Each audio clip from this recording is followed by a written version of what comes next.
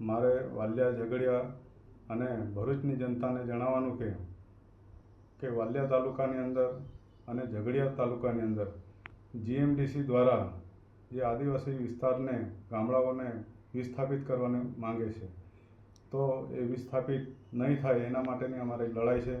માનનીય છોટુભાઈ વસાવા સાહેબ વર્ષોથી જમીનદારો સામે લડ્યા અને એ જમીનો જ્યારે આજે સરકાર પણ એક જમીનદાર જ છે, એ જમીનો આજે અહીં વિસ્થાપિત કરવાની માંગે છે, એ કદી થવા નહીં દઈએ.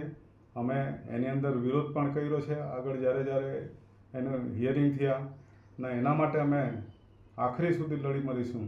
અને અમારી પર પહેલાં તો એ લોકોએ અમારી પર ગોળીઓ મારવી પડશે, જેના લીધે અમે ટૂંક સમયની અંદર એક મોટી રેલી અમે બિલિસ્તાન ટાઈગર સેના દ્વારા એક મોટી રેલી કાઢવા માંગીએ છીએ.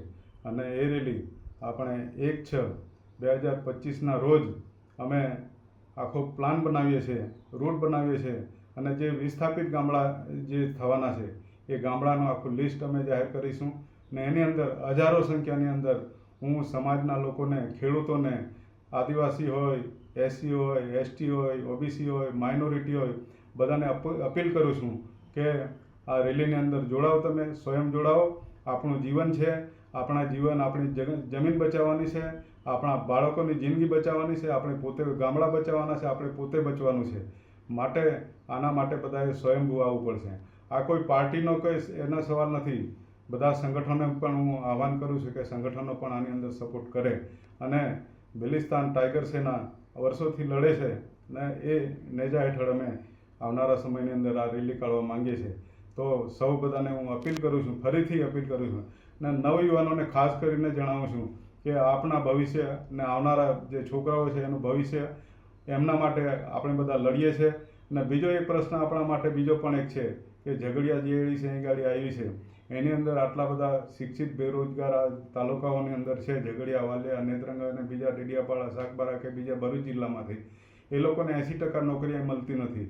એટલે શિક્ષિત બેરોજગારોનું એક લિસ્ટ બનાવવા માંગુ છું બિલિસ્તાન ટાઈગર સેના દ્વારા.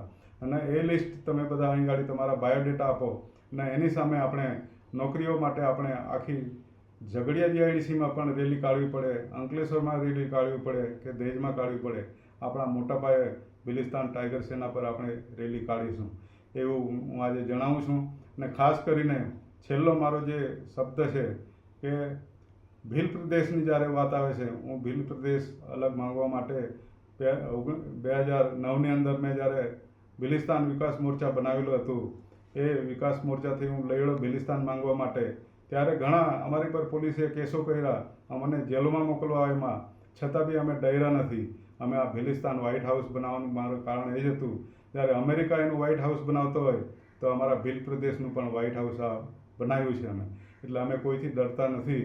એટલે અમે અપીલ કરીએ છીએ કે આ ભીલ પ્રદેશની અંદર ભરૂચ જિલ્લો બી આવે છે, અને ગુજરાત, રાજસ્થાન, મધ્યપ્રદેશ, મહારાષ્ટ્ર આ બધા આવે છે. હું બધાને અપીલ કરું છું, અને જે કંઈ ગુજરાતમાંથી બધા લોકો આવવાના હોય તો બધાને હું અપીલ કરું છું કે આ જે તારીખ અમે આપી છે 1/6/2025ની અંદર, એ દિવસે બધા આવો એવી હું તમને અપીલ કરું છું.